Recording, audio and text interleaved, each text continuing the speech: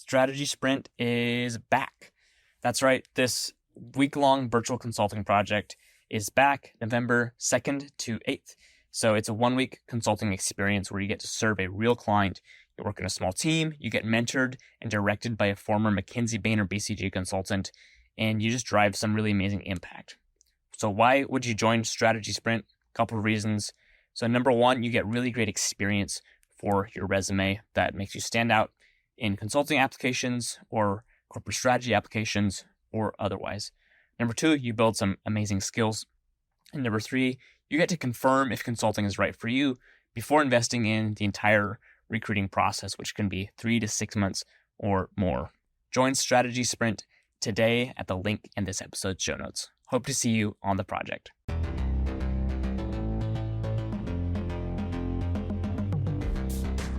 Welcome to a brand new series here on Strategy Simplified called Business Breakdowns.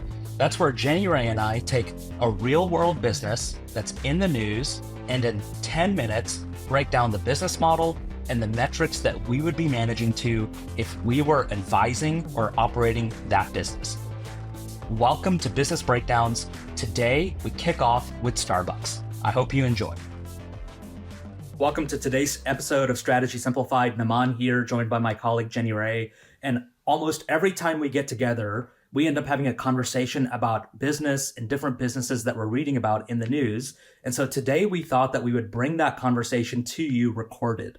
And specifically, we're going to be talking about Starbucks. Starbucks has been in the news a lot lately. They just poached the former CEO of Chipotle, Brian Niccol, to come and turn the business around after the failed tenure of the old CEO, who was actually a former McKinsey consultant. So today what we're going to do is we're going to talk through some key stats of Starbucks' business, just to lay a foundation of understanding for everybody. Then we're going to move into a conversation around Starbucks' business model. And then Jenny Ray and I will each share 3 metrics that we would be managing to if we were in leadership at Starbucks today. And finally, we'll each end with a hot take and a prediction of what we think comes next for Starbucks. So with that intro out of the way, let's start to dive into some of the key stats that we need to know about Starbucks today. So Starbucks internationally has over 36,000 stores, over 20,000 of which are international, not in the US, and around 16,000 of which are in the US.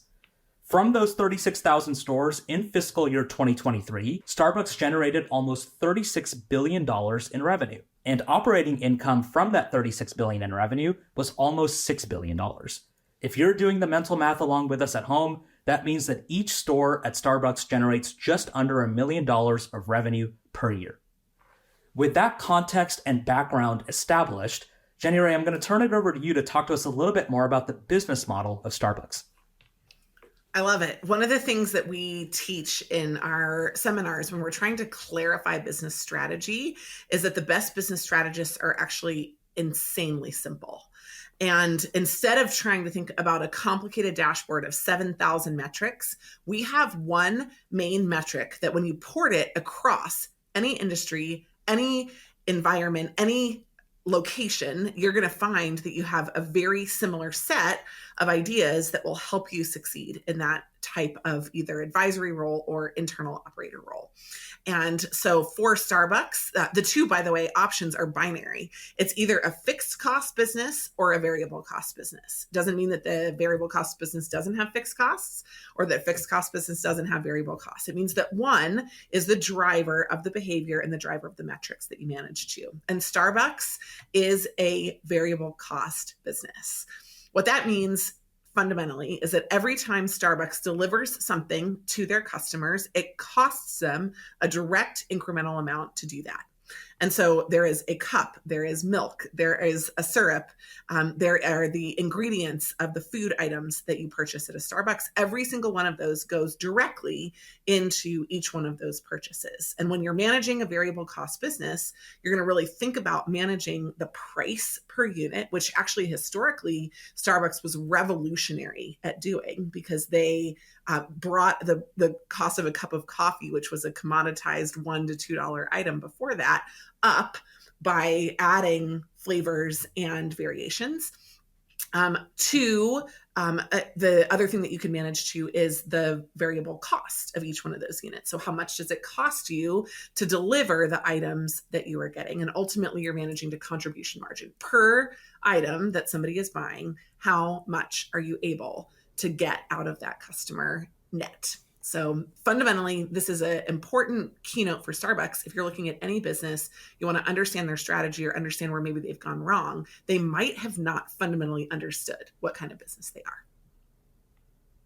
January, that's really insightful. And if I was at Starbucks right now, I would be looking at a whole host of metrics to try and figure out what would be my key drivers to initiate a turnaround. And I identified really 3 to 4 key ones that I'd be paying attention to the most if I was at Starbucks right now. And so I'm going to walk through those really briefly. And we have not shared these ahead of time, so I'd love your reaction to those. And then I'm interested in hearing the metrics you'd be paying attention to as well.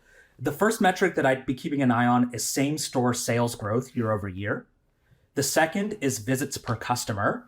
And the third is the growth of my rewards program. And so I'm going to walk through these each in order and talk to you about why I'd be paying attention to these. The first metric was same-store sales growth.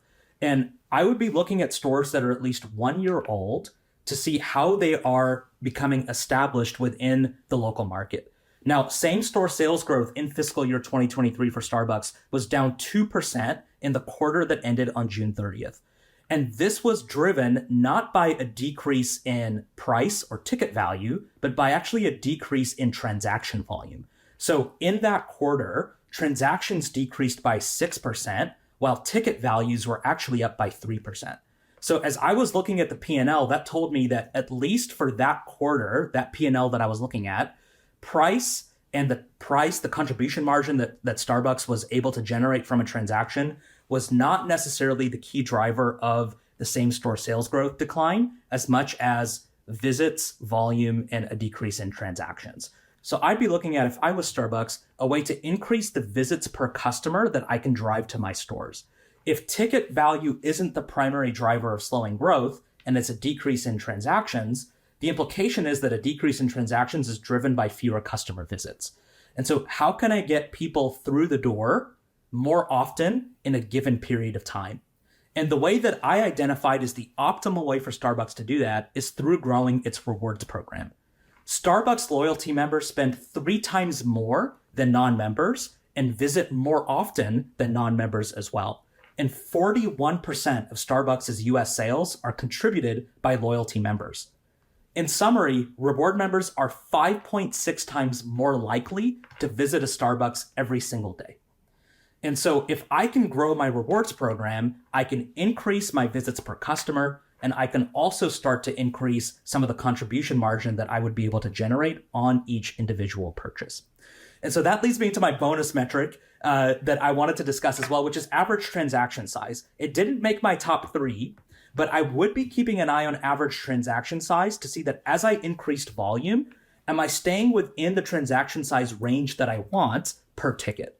And because what I don't want to do is necessarily increase volume at the expense of pricing power inside of a variable cost business. So I would be keeping an eye on that as I was trying to increase foot traffic to my stores. January, what do you think about that? And what are the metrics that you'd be looking at? Naman, first of all, I think it's cheating to have a bonus metric, but that actually tees up really well what I was thinking about here for Starbucks. I think that it's really insightful that you did some historical analysis. And also I think that's cheating a little bit because not everybody knows where you're starting from. And sometimes people over rely on what happened to try to solve for the future. And it's not necessarily at the root of it because for example, the visits per customer could be down, but also like the new customer acquisition or the customers per store, unique customers per store could be down. So there are other ways that that could be influenced. So I just wanted to like add that as you did a great job, but also I would caution against that a little bit. But parlaying off of what you said, the bonus metric is actually my first one. So I looked up the average revenue per visit per customer, and it's $5.56. And I'm sitting here as a mom thinking, is there a store in America that has the ability to charge less than $5.56 for a kid's meal? I don't think so. And so when I was thinking about this and I was thinking about what Starbucks doesn't do, one of the things that Starbucks doesn't do is it doesn't bundle. There isn't right, you come in for a coffee and you also get a food item, and that's $9. And there isn't a kind of slimmed down menu that would be an expedited option that would also be a bigger ticket price. So anyhow, I think that this is one of the opportunities that I would look at. How could you increase the average revenue per customer? It can't probably be through coffee upsells, even though I definitely also pay more than that at a lot of other places. So it's got to be through food, through accessories. And I think there's probably some really needed innovation in their food offerings, because in the last few years, there have been very few great lunch options, right? There's very few fresh options. There are a lot of things that I think are lacking on the food and the pastry side that could be innovative, seasonal, et cetera. The second one that I identified, and I thought of this one when I was kind of really thinking about the type of business that it is the percentage of customers that buy food. Right now, it's only 20%. And when I was thinking about the way that I would manage a comparable store that sold something different, I was thinking about another store that I've been to recently, which is a Wendy's. Other fast food options would fit into this.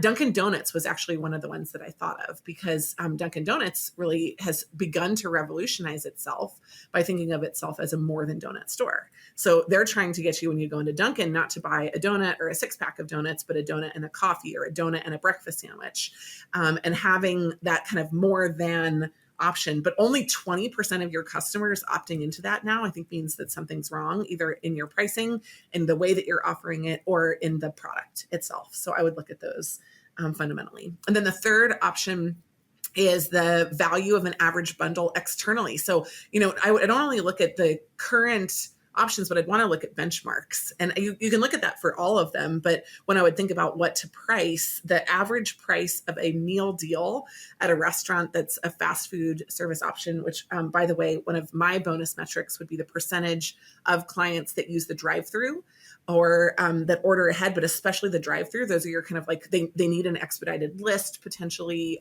in an airport. I don't know, Naman, if you've ever stood in what felt like an hour line to get a Starbucks, but like, yeah. So if you don't do that anymore and you used to, there has to be some kind of expedited option where you don't get the full menu, but you can run through that expedited service option, or you can book it ahead. You arrive at the airport, you book something, and it's there for you when you get into the store, right? There has to be some kind of operations or queuing metric. And the fact right now that the bundles at these other places are $10 and they're not even getting close, I think is really fascinating. So, you talked a lot about managing the volumes, which is great. I was just thinking hey, I think that there are fundamental issues with valuation on the price that people are willing to spend per item. And I know that for me, if I felt more value in an individual Starbucks visit, I would be willing both to pay on that visit more for it, but also a higher likelihood to return. So we could probably go on for hours, but those are my 3. I think that's great. And I agree with you that when I think Starbucks, what I used to think was convenience, right? I want a cup of coffee quickly. I want a snack or a sandwich quickly. And the complexity of the menu, the time that it takes to service a transaction has dramatically increased to where Starbucks no longer feels like a convenience. It feels like a chore to go get my coffee, get my sandwich, and then move on with my day. I think the danger with potentially expanding the menu or trying to be all things to all people is that you add further complexity to your operations, and you somewhat water down the brand from being one of potentially quality coffee and food that goes with coffee, right, to pursuing higher basket sizes and higher ticket sizes, and maybe moving away from the core business and what people actually come to Starbucks to experience. So that's a problem and a challenge for Brian Nickel to try and solve. But that's just one of the things that I was thinking about as you were talking through some of your bundling ideas and how we could increase the average transaction size at a Starbucks. Well, if we move from there into hot takes, which, by the way, I agree with you. Part of how I would bundle is I would pick out some of my either highest contribution margin options. I'd look at those first, and or my most frequently purchased items, right? And I wouldn't necessarily try to change customer behavior to try to drive the things that they're not already buying. I would just try to get them to think of me as a place where they're willing to spend $10 or $15 per person instead of a place where they're willing to spend 5 or 6. There are, I think, big operational changes that we'll see at Starbucks that I'm really excited to see roll out as well. But when I think about my hot take for Starbucks, I think that we're going to see the ability to order ahead, to queue faster, to do more of, I think that was part of why Brian was hired, right? Which is that at Chipotle, your ability to actually not have to come into the store and create your burrito had reduced a point of friction to people to the point where their mobile orders just increased so much, and they were able to really deliver those rapidly. Right now, the average length of stay for customers can be up to 37 minutes. That means that some people are staying for hours, but 70% of their sales come from the mobile app and the drive-through. And the drive-through. That it's like equal terrible friction every time you do that.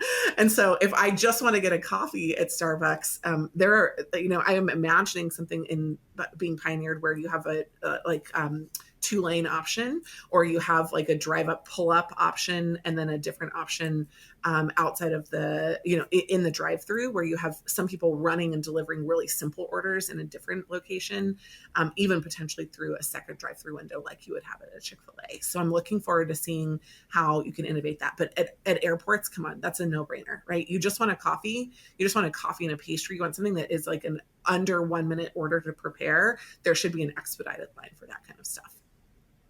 I agree with you, and our hot takes are strangely similar, actually. Mine was that Starbucks was going to move more towards the model of a Dutch Bros or a similar coffee shop that actually doesn't have a retail footprint.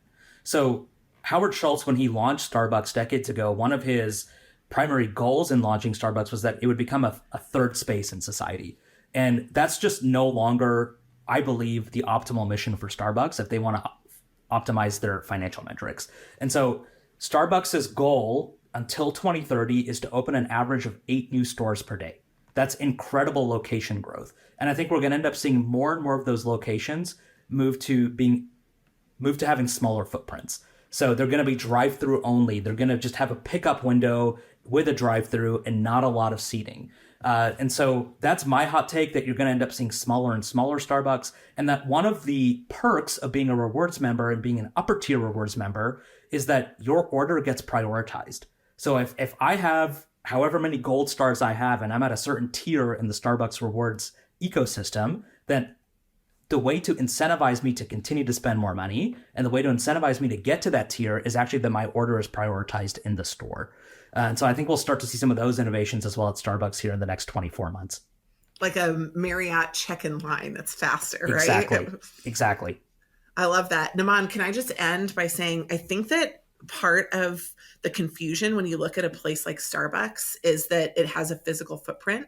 I think naturally you think of how expensive that is to have the infrastructure of a store set up and to have all of the overhead to manage a store. And you also have these laborers that are in the store that you're not paying by the unit, right? They're not commission oriented. You're paying them by the hour. And so that feels to many people like a fixed cost business, but fundamentally store openings are actually a sign of a variable cost organization, because every incremental store is in itself going to grow your bottom line, presuming that each of the stores are successful profitably.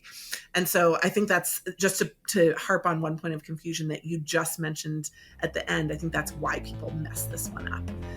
And so we're really excited that y'all joined us for this journey today. Thank you so much for digging into the strategy of Starbucks. If there's a metric that you would have put on your top 3 that we missed, please leave us a comment, send us a message. We would absolutely love to hear from you. If you also think we got it wrong, come on, let's bring on the conversation. We're really excited to dig into more strategic conversations with you. Thanks for joining.